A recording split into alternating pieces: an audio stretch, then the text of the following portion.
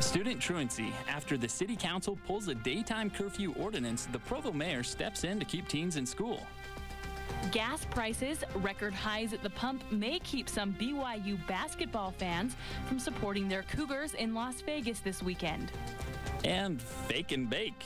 Are minors destroying their skin for that extra glow? I'm Adam Belinsky. And I'm Natalie Tripp. It's Monday, March 7th, and in Utah, it's 12 o'clock. From KBYU and the BYU Department of Communications.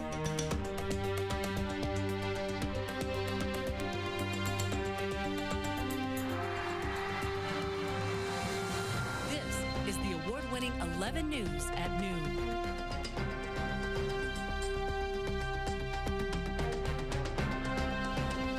After Mayor Curtis killed the daytime curfew ordinance last week, some people may think that the truancy issue is at rest. 11 News reporter Kristen Firmage is here to tell us what's the latest with this problem. Well, the city's currently working on putting together a task force, which will get together to talk more about students skipping out on school and then tailor fit a solution that will work for Provo. People in the mayor's office, like Wayne Parker, say they're concerned about Provo School District's growing truancy problem. They say even though their first plan of a daytime curfew did not make it to public discussion, they won't let the problem go. You know, just because a proposed solution isn't the right answer doesn't mean the problem stops existing. And so the mayor's called for the creation of a task force. This task force will get together to decide the best way to take care of the truancy problem. The force will be made up of city officials, police officers, school administration, and parents of homeschooled and public school children. Parents brought up a lot of concern about the daytime curfew, so the mayor says he wants to include them in the task force. Parents like Carol Fry worry about police approaching their children for being truant. And I have a senior this year. He gets out early because he's taken most of his classes, and so a couple of days a week he'll be, you know, walking home early. There's no reason that he should be questioned. Parker says he expects to have the task force put together within the next couple of weeks, but he's still looking for parents to join in. Parents interested in joining the force can visit provo.org and then click on the current issues tab to fill out an application. All right, thanks, Kristen. Police arrested a high school student who they say is a primary suspect for the death of a 16-year-old girl. 18-year-old Cody Patton is in custody as the suspected killer of Michaela Costanzo, his former classmate and girlfriend. Investigators found Costanzo's body Sunday in a shallow grave on the edge of West Wendover City. Police say she went missing on her way home from track practice Thursday. Police say a man fleeing arrest crashed his car into 3 people standing in front of their Salt Lake City home. The chase began after police tried to pull over Albino Jewick for not having a license plate. A family was outside their home when they heard screeching and saw Jewick's car fly into their driveway. Police say he struck a man, woman, and an 18-month-old baby. Jewick ran through the neighborhood, but police tackled him and booked him in jail. The man Jewick hit suffered serious injuries, but doctors released the woman and child. The Libyan crisis is continuing to drive crude oil prices higher on the trading floor. The stock exchange opened today with the price of crude oil hitting almost $107 per barrel, the highest since September 2008. Drivers have seen prices at the pumps jump on average 39 cents per gallon since February. You may have noticed that filling up your gas tank keeps getting more and more expensive. And as 11 News reporter Brittany Shiflett tells us, this price rise is causing some people to readjust their habits. As gas prices skyrocket, people are coming up with ways to save every dollar. Some say they're cutting down on miles, while others say they're going to cheaper gas stations. And if you shop at Smith's, you get the little discount, so 5 cents, 10 cents a gallon helps, so that's why I go there. But since most gas stations have similar pricing, many people drive the same amount of miles despite the price rise, something they say they're not happy about. The only time that I really drive is for work or to take my husband to school or to get myself to school. And so I can't really cut out any of the driving that I do, but I wish I could drive less. Nationally, gas prices were up a quarter last month, but the increase in Utah has been even steeper, with a jump of 41 cents per gallon. The Utah Petroleum Association says the increase is in part due to turmoil in the Middle East. They say as problems continue to rise there, we will continue to see our prices rise here. So with that in mind, most people's reactions are something like this. There goes my rent check. In Provo, Brittany Shiflett, 11 News.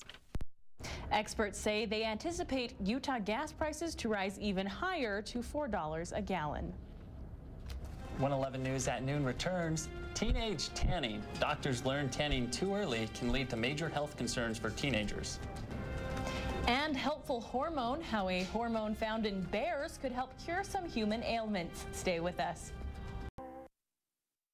A large donation means BYU's College of Engineering will start a new center for global leadership. BYU alumni Dave and Rachel Weidman donated $10 million to fund the new Weidman Center. It aims to prepare BYU engineers to leave school with not only strong technical skills, but strong leadership skills as well. Mr. Weidman says he hopes it will better prepare engineering students for work across the globe. If some doctors have their way, your teenagers won't be allowed to tan until they turn 18. 11 News reporter Janet Govin tells us why they want teens banned from the beds. Tanning can be risky at any age, but doctors say that risk only increases for teens. In a growing person, the cells are a little bit different than somebody who's already grown, and so the damage is becoming more significant. Holmes says when he sees a tan, he sees DNA damage that could lead to cancer. In the 1930s, only about 1 in 1,500 people had skin cancer. Now it's 1 in 63. Doctors say that's probably because of the popularity of activities like tanning. Doctors say if teens knew about the permanent damages of tanning, they might stay away from the UV rays. Just because it, for some reason, looks kind of healthy or that color looks healthy, it's not. Utah teens already need a parent to sign a tanning release form, but many parents say they just won't sign it. It's like rare that teens come in and actually tan in the beds. Usually it is just like the spray tan. Not very many parents want their kids under 18 coming in. With less teens tanning, managers like Nelson say they're not too worried about this ban affecting business. I think that there's not really any reason for you to tan when you're under 18. Taking care of yourself is important. I like to tan, and I'm over 18. I never tanned before I was 18. In Provo, Janet Govin, 11 News. A few states like New York already brought this issue to their legislature, but Utah hasn't taken any action yet.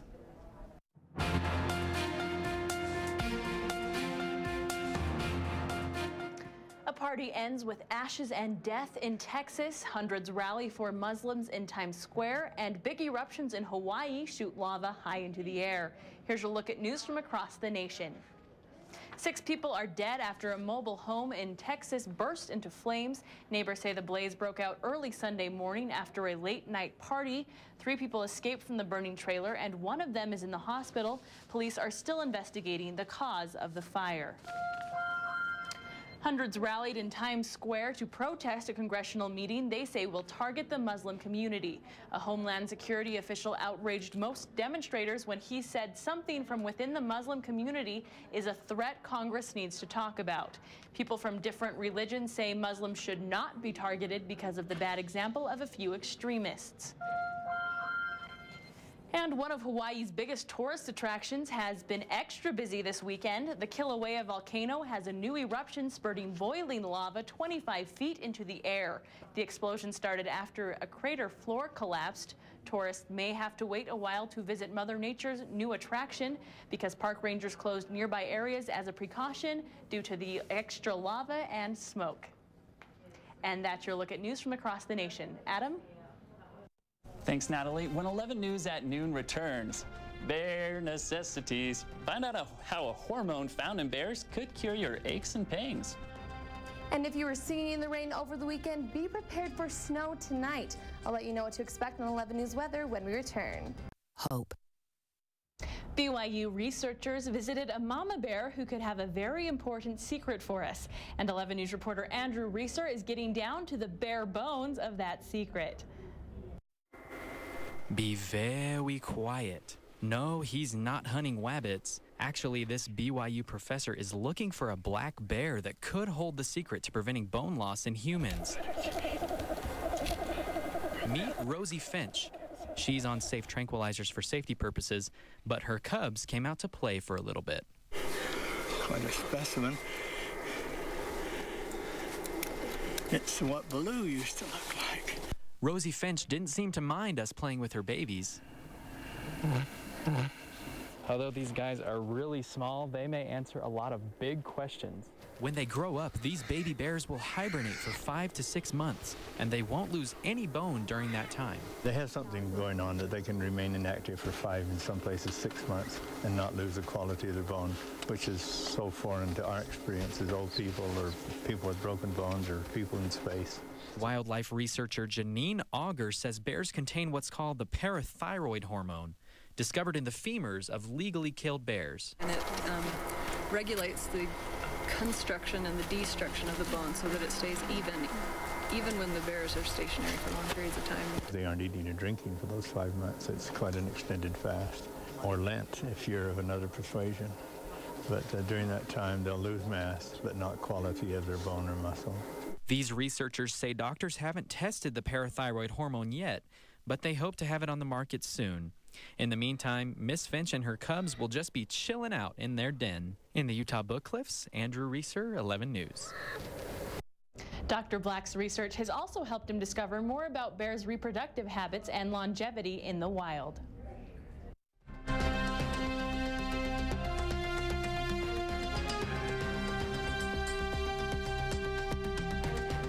A lot of Utah had a pretty wet weekend. Are there more storms on the horizon? There is a storm on the horizon, and it's not rain, it's snow. You're looking outside right now, there's snow on those beautiful mountains.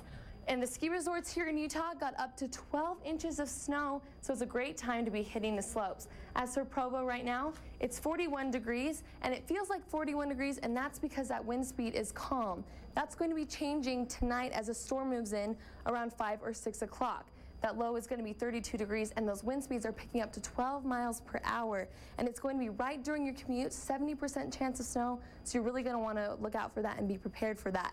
But Utah isn't the only place getting snow today. We can see this storm moving up the east coast and dropping snow right into New England. That blue area is that snow coming in. They've already gotten 21 inches of snow today in Connecticut, and New England is going to be seeing 31 inches total over the next couple of days. As for Utah, that storm is moving in from the coast and dropping in snow, and those temperatures are dropping across the state to prepare for that storm that's coming in today. But down in St. George, it's really warm. It's 57 degrees for the high today. And in St. George this week, it's a little bit rainy for the beginning of the week, but it's going to be getting really warm and up to 70s for the highs towards the end of the week. It's just an absolutely gorgeous time to be down in St. George. As for the Wasatch Front, it's going to be chilly today as that storm moves in, and that snow is going to be lingering around all the way till tomorrow morning, but it's going to be getting just a little bit warmer up into the upper 50s for the end of the week, but the weekend is going to be another story. There could be another storm possibly moving in, but we're just hoping that it's nothing like that storm that's hit New England today. Record-breaking snowfall there, and it's just going to be crazy. I heard that there's a river practically running through there because there's so much rain yesterday preparing for that snow coming in today. Wow, that is tough stuff. I'm glad we're not having any of that here. I've enjoyed the warmer temperatures, but I guess I'll prepare for snow. Yeah, you see some snow today. How much are we looking at? Just a couple of inches. It probably won't be sticking around. Like I said, nothing like that storm in New England. All right, well, thanks, Britt. Well, last Wednesday's basketball game was pretty devastating for me. It was pretty sad. This weekend, though, they did a little bit better. Lakia, it looks like you're kind of still celebrating Saturday's game. Of course, I got my Jimmer jersey on. I mean, come on, of course. Coming up next in sports. After a disappointing outing Wednesday against the Lobos, the Cougars look to rebound from what was a tough week. Would they be able to flex some serious muscle against the scrappy 3-13 Wyoming Cowboys? And the final game of the regular season marks the beginning of the end for 3 BYU seniors. Sports is next. Stay tuned.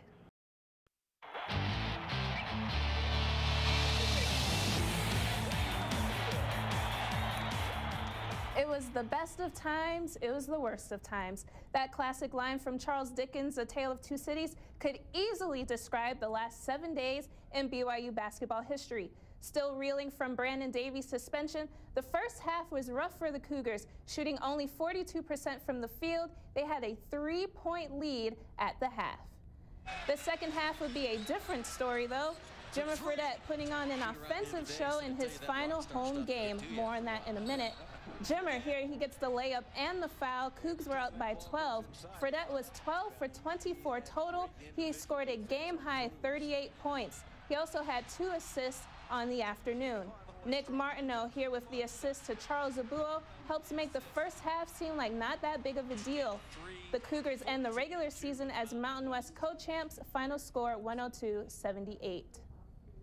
Emotions ran high in the Marriott Center on Saturday, not just because of the blowout over Wyoming. The basketball team's seniors said goodbye to their home court in an emotional senior night.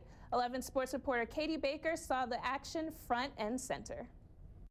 Jimmer Fredette, Jackson Emery, and Logan Magnuson played their last game in the Marriott Center. Senior night seemed bittersweet to those that watched. Bitter because of the reality that the stars of this year's team won't be returning next year, but sweet because of the legacy they're leaving behind.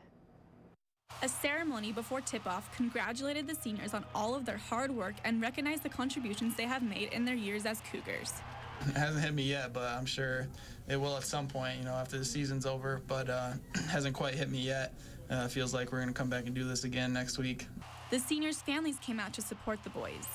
Each senior is leaving behind their own personal legacy. Jimmer has broken multiple records in the BYU books, including being just points away from becoming the all-time leading scorer. Emery has become the all-time stealer for the Cougars in his time here. As far as Magnuson goes, that's what Logan's all about, is he brings that energy to our team on both sides. He's not the biggest guy, but he's got the biggest heart out there, and he's going to give it all. And I'm really happy. I'm happy for these players because championships are hard to win, but they last forever. So that's something that these players will always have. As tradition would have it, the entire team took turns cutting down the net, including the coaching staff and suspended player Brandon Davies. I'm grateful to play with them. I'm grateful for all of you, and let's go to Vegas and get another one. Although the seniors must say goodbye to the Cougars, they will never forget the memories they have made with the fans and especially with each other. But these boys aren't ready to end the season anytime soon, with the Mountain West Conference Tournament coming up this week and NCAA playoffs later this month. Back to you, Lakia. Thanks, Katie. The BYU women's basketball team also ended their regular season Saturday with a 69-52 win against Wyoming. Freshman Jennifer Hampson scored a career-high 18 points and helped lead the Cougars to their 12th straight win. They take their regular season title and #1 seed to this week's conference tournament. They played their first game in Friday's semifinal round. And breaking news coming out, the AP and ESPN polls were just released. BYU has dropped kind of dramatically from 3 to 8 in both polls. Still top 10 though. Still top 10, but we'll have to see what happens come a week from yesterday's Selection Sunday, kind of how that all kind of plays in along with the conference tournament this week. How feasible is it that they can bring it up in the last couple of games? You know what? I think it's possible, but like I said, it's all going to come down to if they can just win straight through in the tournament in Vegas. Great. Thanks, Lakia. Still to come on 11 News at noon, horseback journey. One couple is attempting to see the country from coast to coast on horseback. Don't go away.